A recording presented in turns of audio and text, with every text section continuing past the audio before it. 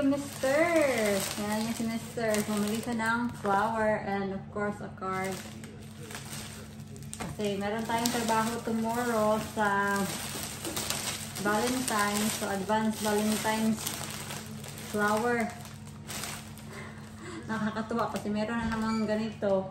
Naalala nyo nung Christmas, meron ganito din, maliit na stuffed toy na kasama sa flower, which is this one. Yan. So, meron na siyang kasama mga love. Hindi na siya nag-iisa. Yan, dalawa na siya. Okay. Ay, bakit tinusok talaga siya ba? As in. Whereas kasi ito, pagkalagay niya is nilagay lang siya dito. Whoa. Dito sa tag niya. Come here. Han! Yes. This is bad because they actually like Stick it up its bottom. yeah, pierce this one. Sayang kasi kung aalisin natin tong stick na to, mabubutas. Meron siyang butas ito sa ilalim. Lalagay natin to sa vase.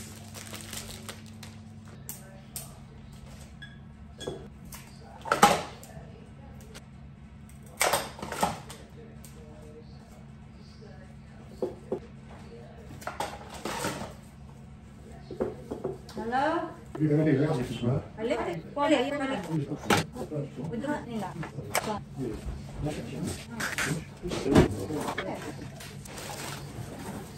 Tadan! Tapos na. Yan na. Ilalagay natin dito sa table.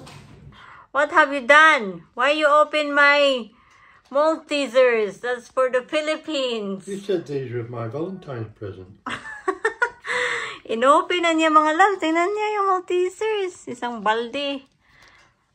Can I have a blue paper, please? Is it good?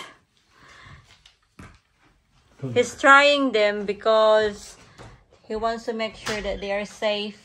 I thought you better send out the bucket. Huh?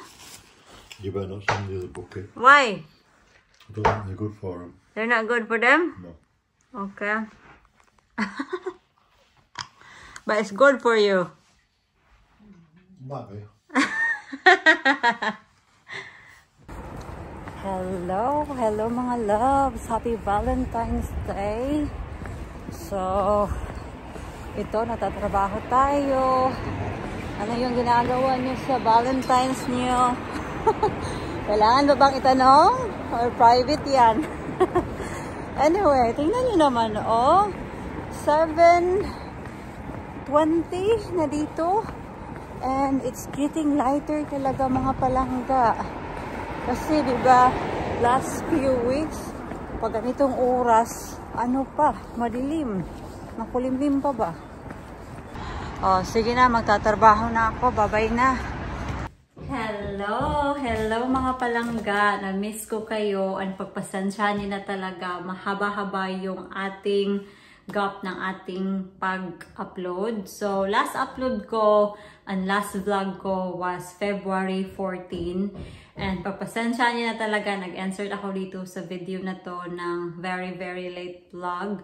So, that's why I'm here today na mag-catch up sa inyo kasi na-miss ko din kayo. And, yeah, gusto ko lang din tong i-share sa inyo kasi na-absorb ko na sarili ko and feeling ko ready na ako na i-share sa inyo.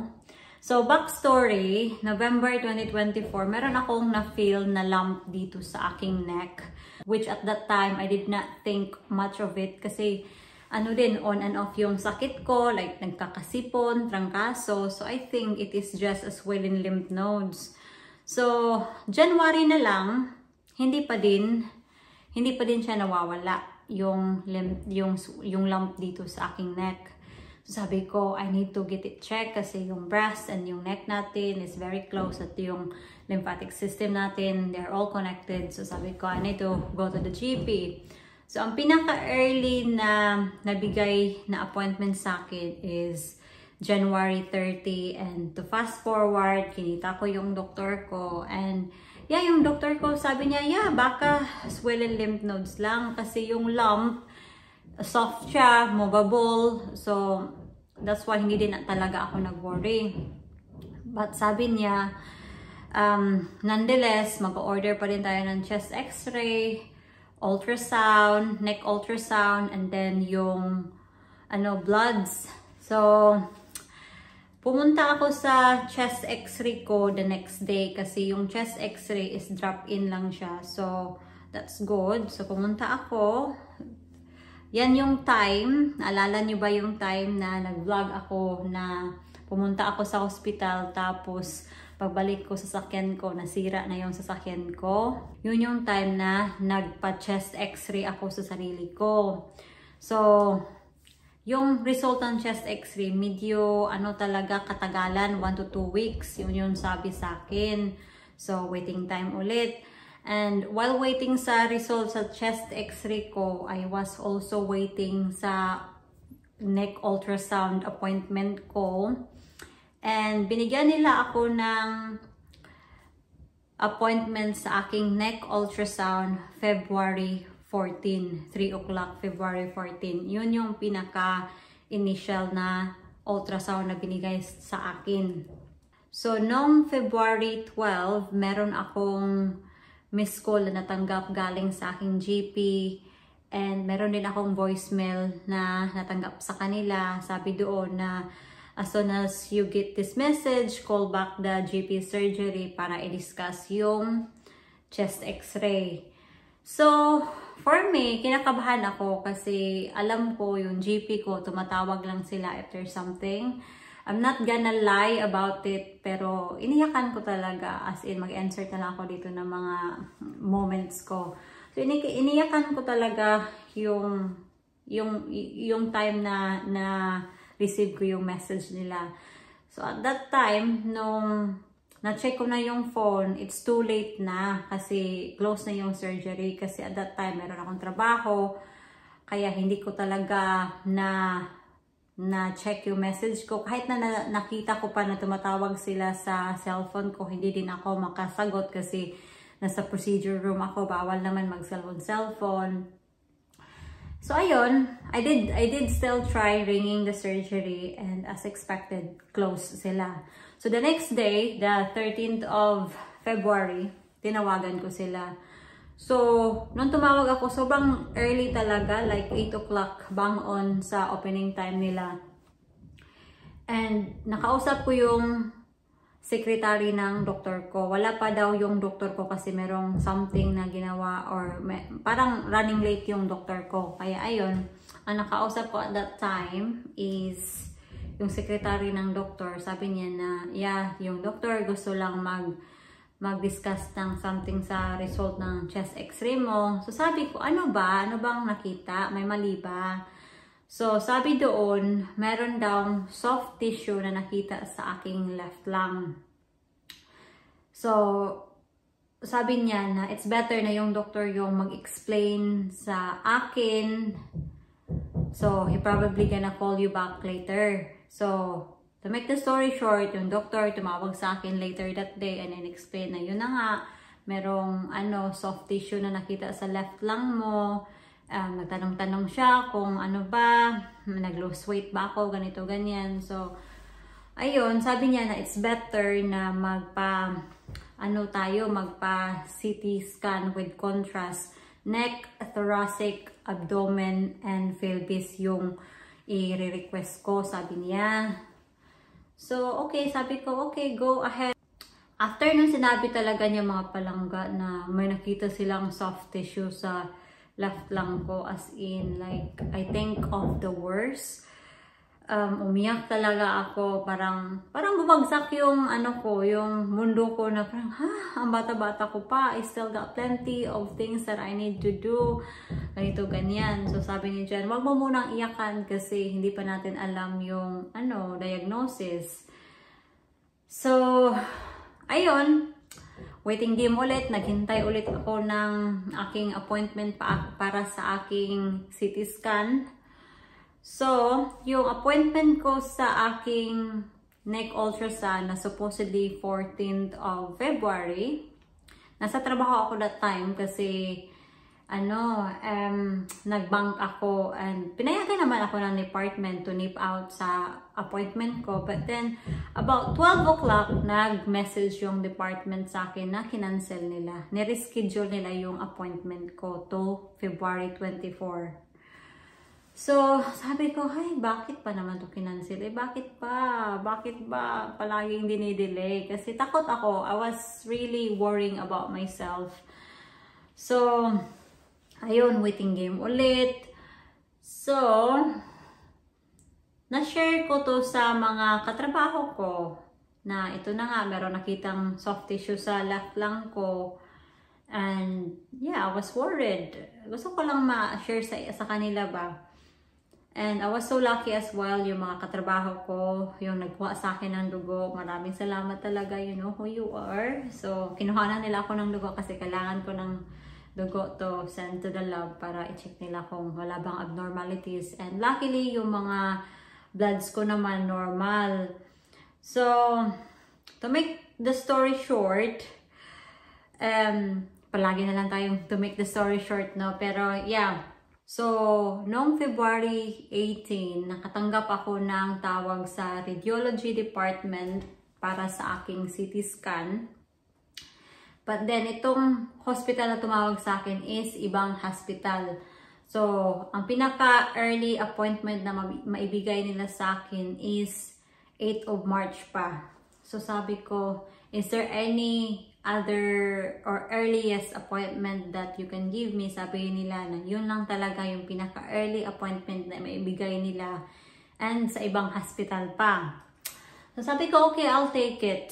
So, ayun. Problematic na naman kasi ang haba na naman ng waiting game. And nakwento ko to sa iba kong trabaho na hindi ko pa na-share ng aking pinagdadaanan. And so yung isang katrabaho ko, sabi niya, okay, bakit sa ibang hospital, ganito, ganyan. Gumagawa naman sila daw dito sa hospital natin ng CT scan. So sabi ko, hindi ko din alam kung bakit nila ako ni-refer sa ibang hospital. So sabi niya na meron siyang kilala sa sa radiology, give me your name and all this that para malaman natin. So pumunta talaga siya mga palangga. Sobrang thankful ako sa kanya. I cannot thank him enough na ginawa niya yun para sa akin. So to make the story short, after an hour na pagpunta niya sa radiology department, pumunta yung radiology staff sa pinagtatrabahuan ko and sabi niya, yes, we can do the CT scan there and then. So, at that time, that date, February 21. So, February 21, nagpa-CT scan ako with contrast, pumunta ako sa department, pinainom ako nila ng meron silang something na hinalo sa tubig. Mag-insert na lang ako dito. 1,000 ml ata yung tubig na may nilagay na medisina. It tastes awful mga palangga, kaya may juice sila na binigay din diyan para to remove the taste kasi horrible talaga. And once you start drinking the liquid, you cannot go to the wee, and yeah, you just need to try to hold that liquid inside of you. And then after that, tinusukan nila ako ng karayom, tapos yeah, pina-inhale, exhale, ganito, ganyan. And then ma-feel mo talaga na meron na silang ini-inject sa'yo kasi yung whole body, this is all first time for me ha, so ma-feel mo talaga ba na yung medicina it's tingling your body. So I think sa contrast ata yun. That's why mafe-feel mo talaga na nagtitingling yung body mo. So, at this current time, itong paggawa ko ngayon ng video, so I'm still waiting sa result na aking CT scan. Hindi ko pa din talaga alam kung ano yung nangyayari sa sarili ko. But I had my ultrasound scan, ginawa nung February 24. And there and then, sinabi naman nila sa akin yung resulta na yung lump ko dito sa neck ko walang problema. It's all normal. So sabi ko sa sonographer na nakausap ko that time, kung normal, bakit hindi siya nawawala? Sabi niya, there are cases naman talaga daw na hindi nawawala yung lump. So sabi ko, do we need to monitor this? Do we need to get biopsy and all that? Sabi niya, hindi daw kasi maliit siya. And of course, you need to monitor it, continuously monitor it yourself. Kung nag-increase ba yung size, ganito, ganyan. So, okay, sabi ko na lang sa kanya, okay. And yeah, I was happy and relieved na, okay yung lump ng neck ko. And he said that there is a big possibility na yung lump ng neck mo and yung soft tissue na nakita sa left lung mo is, hindi siya connected to each other. Kasi, ever since in my life, mga palangga, never akong nakapag chest x-ray. Kasi nung pagpunta ko dito sa UK, ang ginawa lang kasi sa amin is, yes, merong medical, but then sputum lang. Kung papasa ka sa sputum, hindi ka na i-chest x-ray. So, ayun, nakapasa naman ako sa sputum. So, okay lang. Wala na akong chest x-ray. So, sabi nung sonographer na, yeah, we'll just have to wait sa CT scan mo kung ano talaga yung nakita sa left lung mo. So yeah, hindi na ako masyadong emotional ngayon. Unlike talaga nung nalaman ko, bagong nalaman ko lang na meron akong soft tissue dito sa aking left lung. I was so worried. Like I have think of the worst talaga. Ang nakakaalam lang dito is yung ate ko na pangatlo and pangalawa. Hindi ko talaga sinishare sa kanila at hindi naman sila talaga, I don't think nag-worry sila or something kasi nung shinare ko to sa kanila, parang wala lang sa kanila. Like, hindi man nga lang sila nagtanong kung may treatment ba, gaano kalala, wala. Parang hindi naman sila dismissive in a way, but I don't think na they see the full picture that this could be something. But I'm hoping na hopefully mga palangga in God's willing naman na normal siya. So yeah, babalitaan ko na lang kayo pag meron na tayong results sa ating CT scan.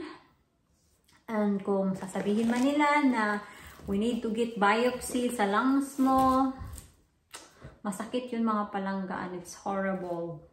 I've seen that a lot of times. But kung yun man yung suggestion nila na magpa-biopsy sa left lungs ko but then I have to do it just for the sake para malaman natin kung ano yung nandito. And additionally, yung sabi ng sonographer, baka yung soft tissue na nakita nila sa aking left lung is baka lang siya. Sorry, I apologize. Kasi I just been out having breakfast with Janina. That's why I am like this. So sabi niya na baka daw consolidation lang siya sa previous infection. But there and then, we don't have a previous image na mapapatunayan na hindi siya lumalaki, hindi siya nagkukos ng harm sa sarili ko. Kaya sabi niya, it's better to wait for your CT scan result para malaman talaga natin kung ano yung next plan of care para sa akin daw. Kaya, ayun, napatagalan talaga akong mag-upload mga palangga kasi gusto ko lang i-absorb lahat ba. Kasi, as I said nga, nag-worry ako kasi hindi ko alam and I was thinking the worst. So, that's why today, shinare ko sa inyo yung nangyayari sa akin kasi ready na ako na i-share sa inyo.